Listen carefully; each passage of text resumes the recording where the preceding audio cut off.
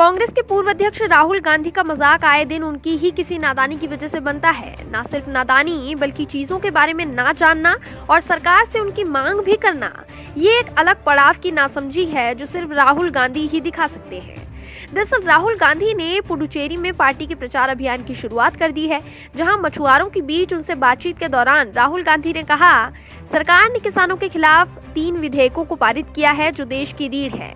आपको आश्चर्य हो रहा है कि मछुआरों की सभा में मैं किसानों के बारे में बात क्यों कर रहा हूँ। मैं आपको समुद्र का किसान मानता हूँ। अगर जमीन के किसानों का दिल्ली में मंत्रालय हो सकता है तो समुद्र के किसानों का क्यों नहीं। राहुल गांधी के इस बयान में नासमझी इसलिए नजर आई क्योंकि जिस मंत्रालय की उन्होंने मांग की है वो पहले से ही मौजूद है और उन्हें इस बात की जानकारी देते हुए गिरिराज सिंह और स्मृति ईरानी ने अपने ट्वीट के जरिए राहुल गांधी की फजीहत कर डाली। गिरिराज सिंह ने पहले इतालवी में ट्वीट किया, उसके बाद हिंदी में भी ट्वीट करते हुए उन्होंने लिखा कि राहुल जी, आपको पता होना चाहिए कि मोदी जी ने 31 मई 2019 को एक नए मंत्रालय का गठन किया है और 20,050 करोड़ का मास्टर प्लान शुरू किया है, जो आजादी के बाद से 2014 तक केंद्र सरकारों के खर्च से कई गुना अधिक है। राहुल जी, मैं आपसे नए मत्स्य मंत्रालय आने का अनुरोध करता हूं या मुझे फोन करके बताइए कि मैं कहां आ जाऊं। नए मत्स्य मंत्रालय द्वारा पूरे देश और पुडुचेरी में चलाई जा रही योजनाओं के बारे में मुझे बताने का मौका तो दीजिए। वहीं स्मृति ने भी इतालवी में ट्वीट किया, जिसका मतलब था वे सिर्फ एक चीज जानते हैं, झूठ, भय और गलत जानकारियों का प्रसार। राहुल गांधी की एक नासमझी भरे बयान से उन्होंने एक बार फिर खुद का ही मजाक बनवा लिया है। अब देखना यह है कि राहुल गांधी बीजेपी के नेताओं से और कितनी मुंह की खाते हैं। कांग्रेस पार्टी की टेंशन दिन पर दिन बढ़ती जा रही है। आए दिन कभी कांग्रेस के अपने ही नेता राहुल गांधी का मजाक बनवा देते हैं तो कभी बीजेपी ही पूरी तरह कांग्रेस को एक साथ आड़े हाथों ले लेती है। लेकिन यहाँ कांग्रेस की सुई बहुमत पर आकर अटक गई है, क्योंकि पुडुचेरी में विधायकों के इस्तीफे के बाद से ही कांग्रेस की नींव डगमगाती हुई नजर आ रही है। इसी बीच पुडुचेरी की उपराज्यपाल तमिलिसाई साउंडराजन ने मुख्यमंत्री वी नारायण स्वामी को 22 फरवरी तक बहुमत साबित करने को कहा है। बता दें कि इस्तीफा दे चुके ए जॉन कुमार मुख्यमंत्री वी नारायण स्वामी के बहुत करीबी सहयोगी थे, जिनके पार्टी से इस्तीफा देने पर पार्टी में इस वक्त तनाव का माहौल बन पड़ा है, क्योंकि जॉन ने इस्तीफा देने के बाद पार्टी का साथ छोड़ने की वजह पार्टी में असंतोष की भावना को बताया है। इसलिए इस एक इस्तीफे से कांग्रेस को सत्ता से हाथ धोना पड़ सकता है। पुडुचेरी में कांग्रेस को सत्ता से सिर्फ इसी इस्तीफे की वजह से हाथ नहीं धोना पड़ रहा, बल्कि राहुल गांधी की नादानी और उनकी पार्टी के नेताओं का उन्हीं को बेवकूफ बनाना भी कांग्रेस के पतन का एक अहम कारण है। हाल ही में पुडुचेरी का दौरा कर रहे राहुल गांधी की नासमझी इस पड़ाव पर आ पहुंची थी कि उन्होंने पहले से मौजूद मछुआरों के मंत्रालय की मांग कर दी, जिस पर बीजेपी के नेता गिरिराज सिंह उन्हें घेर चुके हैं। तो वहीं दूसरी ओर भाषा के अभाव में राहुल गांधी को वी नारायण स्वामी ने ही बेवकूफ बना दिया था कि वो उस गांव में मछुआरों की मदद करने पहुंचे थे। इस वाक्य को लेकर भी कांग्रेस काफी सुर्खियां बटोर चुकी है। इन्हीं सब कारणों की वजह से कांग्रेस का वर्चस्व धीरे धीरे खत्म होता जा रहा है और अब तो पुडुचेरी में कांग्रेस के लिए सबसे बड़ा खतरा ये होने वाला है कि 25 फरवरी को प्रधानमंत्री नरेंद्र मोदी भी पुडुचेरी का दौरा करने वाले हैं। अब कांग्रेस के पूर्व अध्यक्ष राहुल गांधी की फजीहत तो उनके खुद के नेताओं ने ही कर डाली। ऐसे में प्रधानमंत्री मोदी का पुडुचेरी की जनता के बीच प्रभाव 2 गुना बढ़ जाएगा। किसानों के नाम पर शुरू हुए आंदोलन की रूपरेखा बदल गई है। यूं कहें कि यह आंदोलन बेसमझी रणनीति का हिस्सा है तो गलत नहीं होगा। मोदी सरकार जहां किसानों को भरोसा दे रही है कि इस कृषि कानून से किसानों को ही फायदा होगा, तो वहीं विपक्ष खामियां गिनाने में लगा है। हालांकि आंदोलन अब कमजोर होता जा रहा है। यही वजह है कि राकेश टिकैत और कांग्रेस की बेचैनी बढ़ती जा रही है। ऐसे में कांग्रेस के नेता टिकैत से मिलकर आंदोलन को दूसरे राज्यों में भी फैलाने की रणनीति बनाने में जुटे हैं। दरअसल कांग्रेस नए कृषि कानून के खिलाफ प्रदर्शन के दायरे को विस्तार देने की कोशिश झारखंड में भी कर रही है। झारखंड ही नहीं, हर कांग्रेस शासित प्रदेश में पार्टी आंदोलन को तेज करने की कोशिश में जुटी है। हाल ही में राहुल गांधी ने राजस्थान में आंदोलन के समर्थन में रैली की थी। इस कड़ी में किसान आंदोलन से जुड़े प्रमुख नेताओं के जल्द झारखंड पहुंचने की संभावना है। आपको बता दें कि झारखंड के कृषि मंत्री बादल खुद दिल्ली जाकर किसान आंदोलन का हिस्सा बने और आंदोलन के सर्वोच्च नेता राकेश टिकैत से मुलाकात कर उन्हें झारखंड आने का न्योता दिया है। इसके अलावा कांग्रेस के दूसरे राज्यों के भी सर्वोच्च नेता राकेश टिकैत से मुलाकात कर उन्हें समर्थन दे चुके हैं। तो दूसरी तरफ कांग्रेस के कुछ नेता आंदोलनकारियों को शराब देने की भी बात कहते दिखे।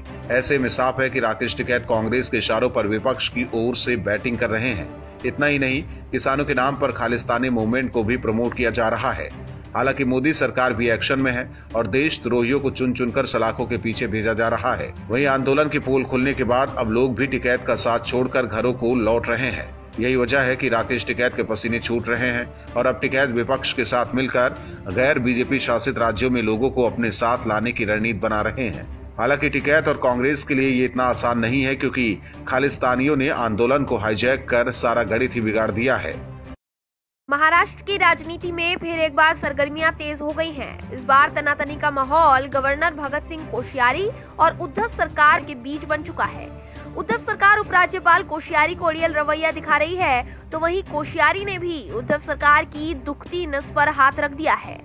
महाविकास आघाड़ी सरकार जहां विधान परिषद में राज्यपाल कोटे से 12 सदस्यों को मनोनीत करने में हो रही देरी को लेकर कानूनी जरिया तलाश रही है, तो वहीं राज्यपाल ने विधानमंडल के बजट सत्र से पहले विधानसभा अध्यक्ष पद का चुनाव कराने के संबंध में विधानसभा सचिव को पत्र लिखकर राज्य की उद्धव सरकार पर दबाव बना दिया है। बता दें कि विधानसभा अध्यक्ष का पद प्रदेश कांग्रेस अध्यक्ष नाना पटोले के इस्तीफे के बाद खाली हुआ है। अभी तक शिवसेना, कांग्रेस और एनसीपी के बीच अध्यक्ष पद को लेकर आम राय नहीं बन सकी है, पर गौरतलब है कि मुख्यमंत्री उद्धव ठाकरे ने राज्यपाल को देहरादून जाने के लिए विमान की अनुमति देने से मना कर दिया था, जिस वजह से ही राज्यपाल और सरकार के बीच इस वक्त जंग छिड़ी हुई है। भगत सिंह कोश्यारी ने इसकी शिकायत केंद्रीय गृह मंत्री अमित शाह से की थी। इस मतभेद को खुली जंग भी शिवसेना ही बता चुकी है। शिवसेना प्रवक्ता व सांसद संजय राउत ने राज्यपाल को विमान नहीं देने के मामले को राज्यपाल के खिलाफ खुली जंग बताया था।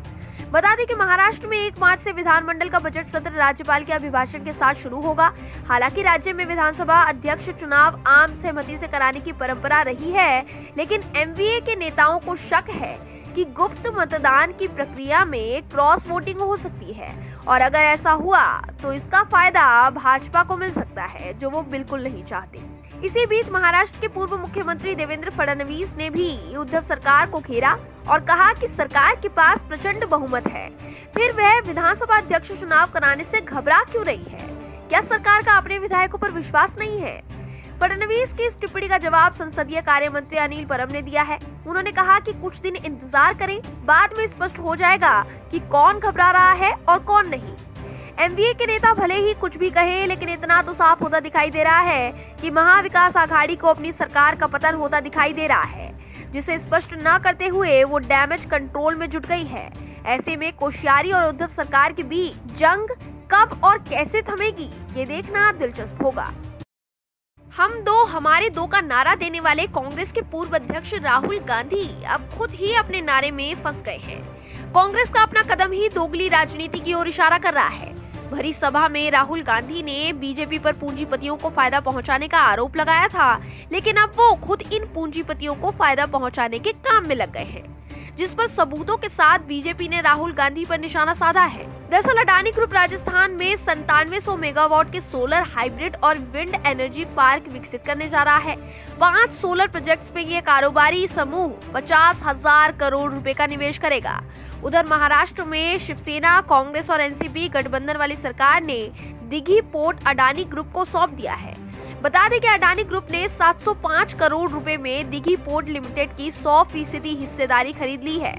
कंपनी यहां 10,000 करोड़ रुपए का निवेश करेगी और मुंबई में जवाहरलाल नेहरू पोर्ट ट्रस्ट के लिए वैकल्पिक गेटवे तैयार करेगी। अब इन्हीं 2 ठेकों को लेकर बीजेपी महासचिव सीटी रवि और कांग्रेस के पूर्व नेता शाहजाद पूनावाला ने राहुल गांधी को घेरा है। सीटी रवि ने ट्वीट किया, राजस्थान में कांग्रेस सरकार ने 50,000 करोड़ रुपए के निवेश के साथ 5 सोलर प्रोजेक्ट्स अडानी ग्रुप को सौंपने की मंजूरी दे दी है। महाराष्ट्र में कांग्रेस गठबंधन सरकार ने दिघी बंदरगाह को अडानी ग्रुप को दे दिया है। यह यहाँ 10,000 करोड़ रुपए का निवेश करेगा। ये हम तो हमारे दो ही है ना, आंदोलन जीवी राहुल गांधी। वहीं किसी समय में कांग्रेस में अध्यक्ष पद के लिए राहुल गांधी के सामने खड़े होने के बाद निकाले गए शाहजाद पूनावाला ने भी पूर्व पार्टी अध्यक्ष से सवाल पूछा है। उन्होंने ट्वीट करते हुए लिखा, कांग्रेस की अगुवाई वाली राजस्थान सरकार ने अडानी और जिंदल ग्रुप को रियायत दी है और महाराष्ट्र में जहां पोर्ट मिनिस्ट्री कांग्रेस के पास है, दिघी पोर्ट को अडानी ग्रुप को सौंप दिया गया है। अब राहुल गांधी जवाब दें, कौन है क्रोनी जीवी? हाल ही में बजट सत्र में चर्चा के दौरान राहुल गांधी ने मोदी सरकार को घेरते हुए बातों बातों में आरोप लगाया कि मोदी सरकार हम दो हमारे दो के फॉर्मूले पर चलती है, जहां उनका निशाना अंबानी और अडानी पर था। उनके मुताबिक मोदी सरकार इन्हीं पूंजीपतियों को फायदा पहुंचाने में लगी हुई है। लेकिन अब महाराष्ट्र और राजस्थान की इस खबर से राहुल गांधी बहुत गहरा फंस चुके हैं। अभी तक तो राहुल गांधी नासमझी और नादानी भरी राजनीति खेलते आ रहे थे, लेकिन अब उनकी राजनीति का दोगलापन भी नजर आ गया है। ऐसे में बीजेपी राहुल गांधी को और कितना घेरती है ये देखना जरूरी होगा, क्योंकि उन्होंने बीजेपी पर आरोप लगाकर खुद को ही उस आरोप का भागी बना लिया है। Bureau report, OMS news. और भी वीडियोस देखने के लिए चैनल को सब्सक्राइब करें और बेल आइकन को दबाएं।